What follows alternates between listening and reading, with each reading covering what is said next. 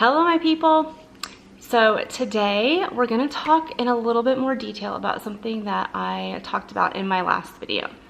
So if you haven't watched that, go watch it when you're done here.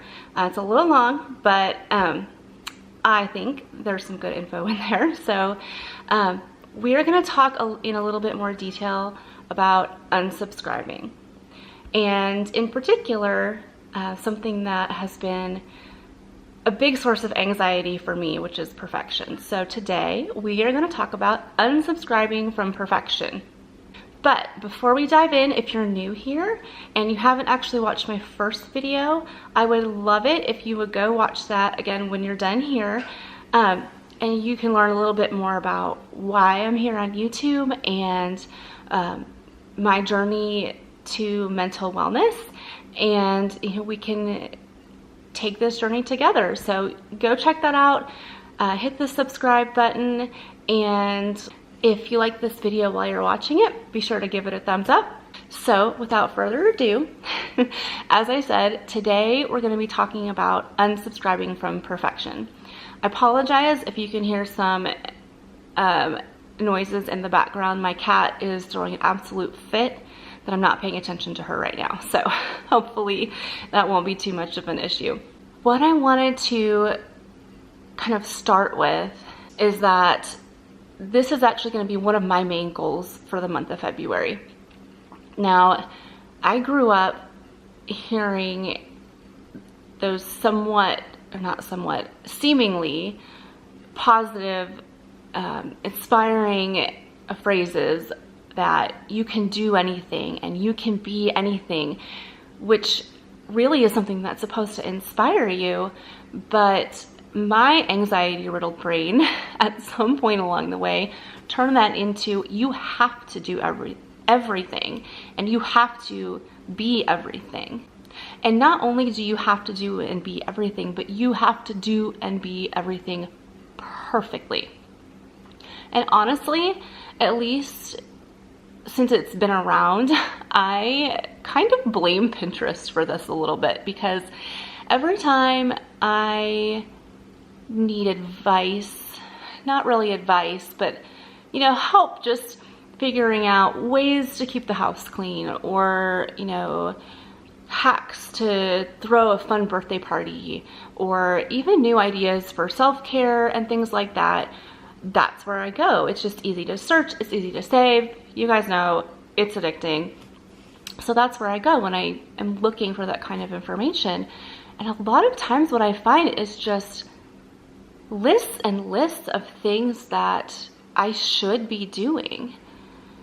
And I read a really good article lately in one of my magazines. I can't remember which one. I subscribe to Glamour and Elle and Vogue, which I realize is a little excessive, but not really. I'm not going to apologize. That talked about unsubscribing, but also talked about how we need to, especially as women, stop shoulding all over ourselves all the time. Just because someone else is doing something doesn't mean you should do it. Just because you feel like you need to do something because you see it on Pinterest doesn't mean you should be doing it. So I digress.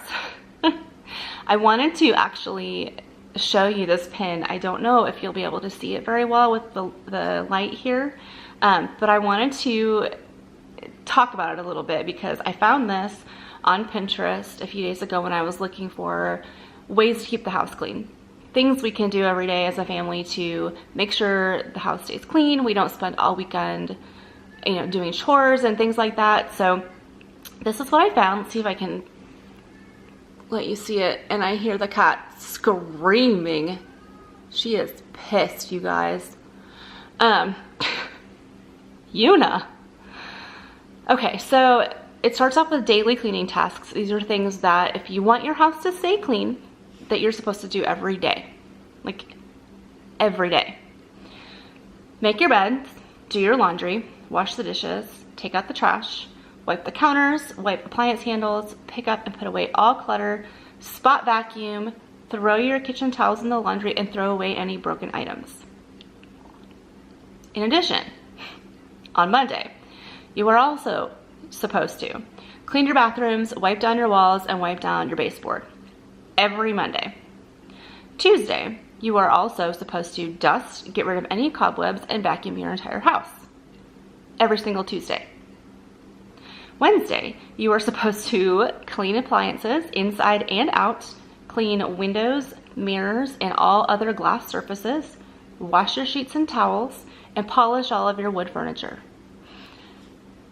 Every single Wednesday. In case you can't tell, it's stressing me out just reading this. Because I don't know about you, but there are only so many things that I can add to my list of things that need to be done every day. I have a long commute, I work full time, I have 2 kids and a husband who would all like to see me occasionally. So basically, I'm up at 5 a.m. after my long commute, my day at work, coming home, making dinner, helping with homework, giving baths, working out, all of those things. There are only so many things that I can add to that ever-growing, it seems, list of stuff that I really do have to do every day, without being forced to go to bed at midnight. So looking at lists like that one, even though I do think it can be helpful, it's meant to be helpful, for someone like me, it just feeds into my anxiety. It leads to me just getting overwhelmed and shutting down completely. And even when I do determine that something does really need to be on my list, and actually, side note, let me know in the comments if you guys would be interested in a video about that. I feel like that's something that I did get much better at in this past year, is really deciding whether or not something does need to be on my to-do list, whether it needs to be a concern in my life.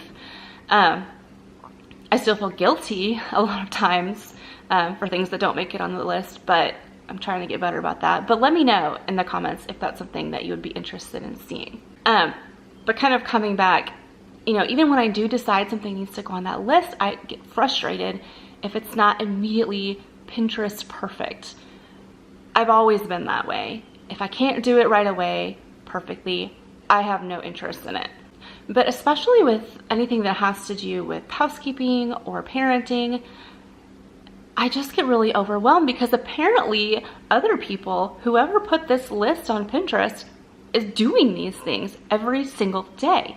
I don't know how, but they're doing them. At least it appears that way to me. And then I think, well, what's wrong with me that I can't whip out a perfect DIY project in a couple of hours? Or I can't manage to wipe my baseboards down every single week, which, in case you can't tell, I think is absolutely freaking ridiculous. But, that's just me. I'm kind of a slob. But I don't feel like that makes me a slob. Just, again, side note. So what happens at that point is I give up. And then I feel bad about myself for giving up yet again. And then the cycle starts over again. So next month, well, February 1st, which is really like a few days away, which is ridiculous, I am starting this book. This is not sponsored in any way. Obviously, I have 30 subscribers. No one is sponsoring me. Not yet. But the book is called Grace, Not Perfection. And I have heard great things about this book, so I'm very excited to start that. I'm hoping that it will help me to actually let go of some of the things that in my head I know I need to let go of, as far as perfection, feeling like I need to be perfect. So if you're interested and you want to get the book and, follow along with me, I will be posting all about my journey through that book on Instagram and Facebook and Twitter, so you can find me there. It's at starting over. It is at Mod Mom Diaries everywhere. That would be amazing. I would love to hear what other people think. I just think that'd be really fun to do together. So as always, thank you so much for joining me today. I am so excited to take some concrete steps that in the long run will hopefully help remove what has been a huge trigger for my anxiety for a very long time. So again, if you would like to join me on my mental wellness journey, be sure to subscribe, hit the little bell so you get notifications every time I upload. And if you haven't yet, make sure to check out my first few videos.